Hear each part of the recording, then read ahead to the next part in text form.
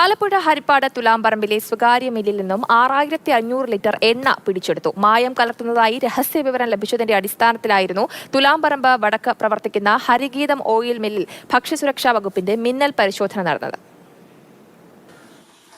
ഭക്ഷ്യസുരക്ഷാ മാനദണ്ഡപ്രകാരം ഉപയോഗിക്കാൻ പാടില്ലാത്ത പരസ്യവാചകങ്ങൾ ലേബലിൽ ഉൾപ്പെടുത്തിയാണ് ഹരിഗീതം ഓയിൽ മില്ലിൽ നിന്ന് എണ്ണ വിറ്റിരുന്നത്. തമിഴ്നാട്ടിൽ നിന്ന് ഇറക്കുമതി ചെയ്ത വെളിച്ചെണ്ണ കന്നാസുകൾക്ക് ലേബൽ ഇല്ലായിരുന്നു താനും.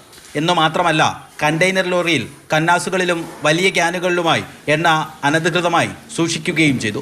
ഇതേ തുടർന്നാണ് 6500 ലിറ്റർ എണ്ണ ഭക്ഷ്യസുരക്ഷാ വകുപ്പ് പിടിച്ചെടുത്തത്. ഭക്ഷ്യ എണ്ണകൾ കണ്ടെയ്നറിൽ അല്ലെ പാക്കറ്റിൽ നിയമപ്രകാരമുള്ള ലേബൽ പതിച്ചതിന് ശേഷമേ വിൽപ്പന നടത്തുകയോ വിതരണം ചെയ്യുകയോ വിതരണത്തിനായി സൂക്ഷിക്കുകയോ ചെയ്യാൻ പാടുള്ളൂ. എന്നാൽ അത് ഇവിടെ കണ്ടെത്താൻ സാധിച്ചില്ല. എണ്ണയുടെ ശാസ്ത്രീയ പരിശോധനാ ഫലം ലഭിച്ച ശേഷം തുടർ നടപടികൾ ഉണ്ടാകും. സർക്കാർ വിപണി ഇടപെടൽ നടത്തിയിട്ടും എണ്ണവില 450-ന് മുകളിലാണ്. എണ്ണയുടെ ഉപയോഗം കൂടുതലുള്ള ഓണക്കാലം അടുക്കുന്നതിനാൽ വ്യാജ എണ്ണ കൂടുതലായി എത്താനുള്ള സാധ്യതയുണ്ട്. അതുകൊണ്ട് വരും ദിവസങ്ങളിലും സംസ്ഥാന വ്യാപകമായി ഭക്ഷ്യസുരക്ഷാ വകുപ്പ് പരിശോധന തുടരും. മാതൃഭൂമി ന്യൂസ്, ആലപ്പുഴ.